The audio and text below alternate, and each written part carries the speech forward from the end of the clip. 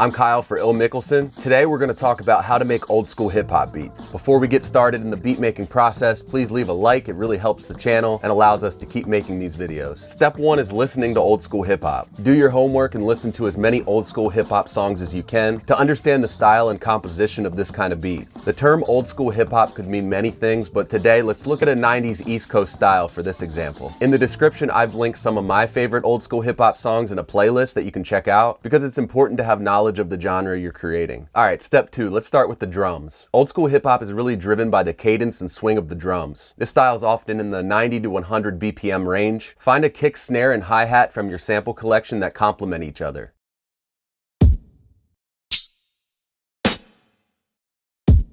Look for real sounding, dusty samples that have a natural feel to them. And remember, as always, if it sounds good to your ear, then it's correct. Try to play your drums live for a human feel. Avoid using quantize in your software for the most natural result. Start with the snare and place them on beats 2 and 4 of your loop. We're going to start with just a 4-bar loop to keep it simple here.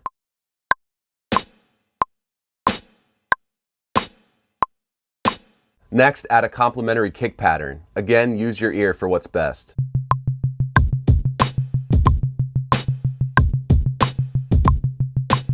Finally, add your hi-hats to glue the percussion together into a groove.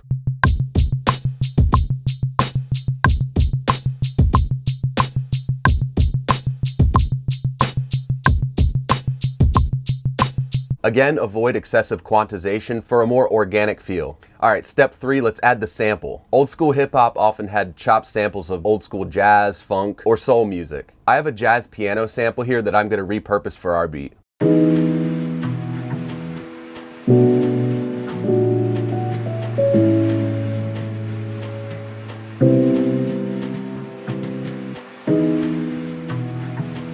There's no exact science here and you can play with it, but chop the sample at parts that make sense, like at prominent beginnings of notes or chords. Add these chopped pieces to consecutive notes on your sampler. I'm using the one in Logic Pro. Let your drum loop play and then mess around with the sample to find the right pattern.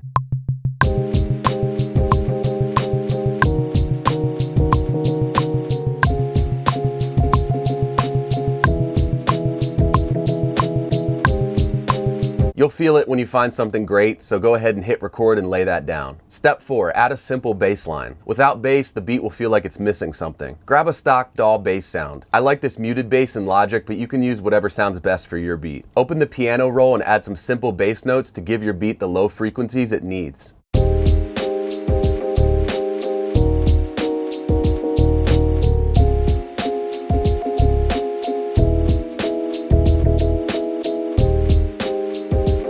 Step 5, add extra sound effects and percussion. Everything in this process is up to your creativity, and there's never a right or wrong. Try out some extra percussion, including open hi-hats, shakers, etc., to try to add a little complexity to your groove. The sky's the limit here, so don't be afraid to experiment. But try not to make things too busy. Old school hip-hop is often very simple. Sound effects can also add some great ear candy occasionally in the beat.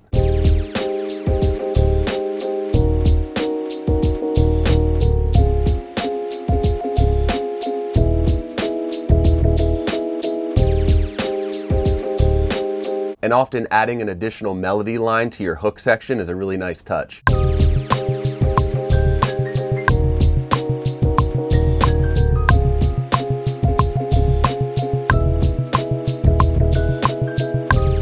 Beats usually have the best impact when they have a gradual rise and then a satisfying drop. I'm not talking like dubstep, I'm just talking like in a more subtle way. Take out and add different elements of your beat to create variety and interest. Something should change in the beat at least every 8 bars to keep things exciting.